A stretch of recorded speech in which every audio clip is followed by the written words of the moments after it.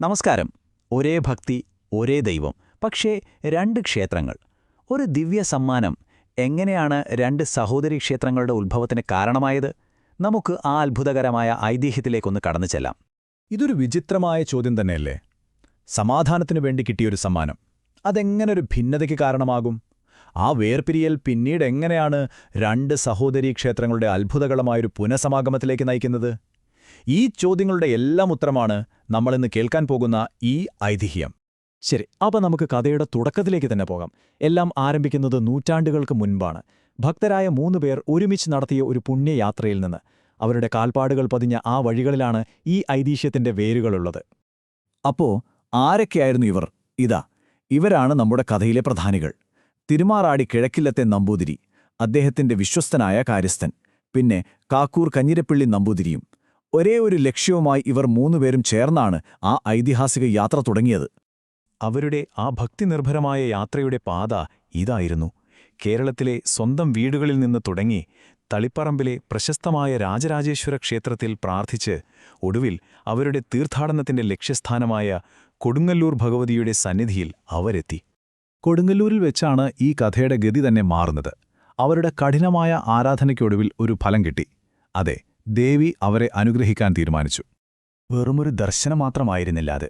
ഈ സംഖ്യ നോക്കൂ, 41. നീണ്ട 41 ദിവസം അവർ കൊടുങ്ങല്ലൂരിൽ താമസിച്ച് പൂർണ്ണമായ ഭക്തിയോടെ ദേവിയെ ആരാധിച്ചു. അവരുടെ വിശ്വാസത്തിന്റെ ആഴം ഇതിൽ നിന്ന് തന്നെ നമുക്ക് മനസ്സിലാക്കാം, അല്ലേ? അവരുടെ ഭക്തിയിൽ സംപ്രീതനായ അവിടുത്തെ മുഖ്യ പുരോഹിതൻ അവർക്ക് ചില ദിവ്യവസ്തുക്കൾ നൽകി.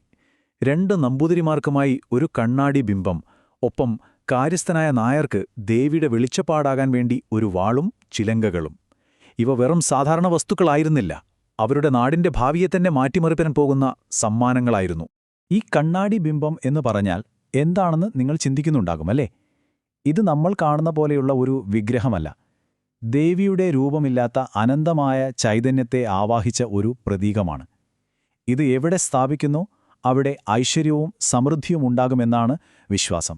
അങ്ങനെ ആ ദിവ്യ സമ്മാനങ്ങളുമായി അവർ സ്വന്തം നാട്ടിൽ തിരിച്ചെത്തി. പിന്നീട് നടന്നത് ഐക്യത്തിന്റെയും ഭക്തിയുടെയും നല്ല നാളുകളായിരുന്നു. തങ്ങൾക്ക് ലഭിച്ച ദേവീചൈതന്യം കുടിയിരുത്താൻ അവർ ഒരുമിച്ചൊരു ക്ഷേത്രം സ്ഥാപിക്കാൻ തീരുമാനിച്ചു. ആദ്യം ആ ദിവ്യചൈതന്യത്തെ കിഴക്കില്ലം തറവാട്ടിൽ വെച്ച് ആരാധിച്ചു തുടങ്ങി.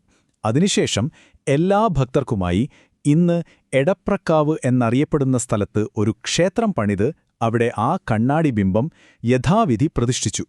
ക്ഷേത്രം സ്ഥാപിച്ചതോടെ അവിടെ ചിട്ടയായ ആചാരങ്ങളും തുടങ്ങി. അതിൽ വളരെ പ്രധാനപ്പെട്ട ഒന്നായിരുന്നു ഗരുഡൻ തൂക്കം എന്ന അപൂർവ വഴിപാട്. ഭഗവാൻ വിഷ്ണുവിന്റെ വാഹനമായ ഗരുഡനെ പ്രീതിപ്പെടുത്താനുള്ള ഒരു കഠിനമായ ആചാരമാണിത്.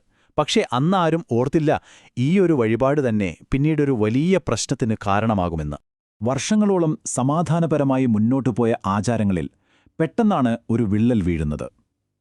ഒരേ മനസ്സോടെ ക്ഷേത്രം സ്ഥാപിച്ച ആ 2 നമ്പൂതിരി കുടുംബങ്ങൾക്കിടയിൽ ഒരു തർക്കമുടലെടുത്തു. ആ ഭിന്നതയുടെ കാരണം മറ്റൊന്നുമായിരുന്നില്ല, ഗരുഡൻ തൂക്കമെന്ന ആചാരം തന്നെയായിരുന്നു.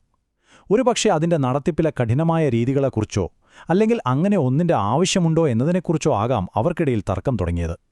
കാരണം എന്തു തന്നെയായാലും ആ അഭിപ്രായ വ്യത്യാസം അത്രയേറെ വലുതായിരുന്നു. അതിൽ മനം നൊന്ന കഞ്ഞിരപ്പിള്ളി നമ്പൂതിരി താൻ കൂടി സ്ഥാപിച്ച ആ ക്ഷേത്രത്തിൽ നിന്ന് എന്നേക്കുമായി ഇറങ്ങിപ്പോയി. ക്ഷേത്രത്തിൽ നിന്ന് ഇറങ്ങിപ്പോയ നമ്പൂതിരിയുടെ ദുഃഖം വളരെ വലുതായിരുന്നു. എന്നാൽ ആഴത്തിലുള്ള ഭക്തിക്ക് മുന്നിൽ എപ്പോഴും ഒരു വഴിയുണ്ടാകുമല്ലോ, അല്ലേ? ആ പരിഹാരം വന്നത് ഒരു ദൈവിക ഇടപെടലിലൂടെയാണ്, ഒരു സ്വപ്നത്തിന്റെ രൂപത്തിൽ. ആ രാത്രി നമ്പൂതിരിയുടെ സ്വപ്നത്തിൽ ദേവി പ്രത്യക്ഷപ്പെട്ടു. എന്നിട്ട് അദ്ദേഹത്തോട് ഇങ്ങനെ പറഞ്ഞു: കാർത്തിക നാളിൽ കാക്കൂരുള്ള ആൽമര ചുവട്ടിൽ തന്റെ സാന്നിധ്യം ഉണ്ടാകുമെന്ന്.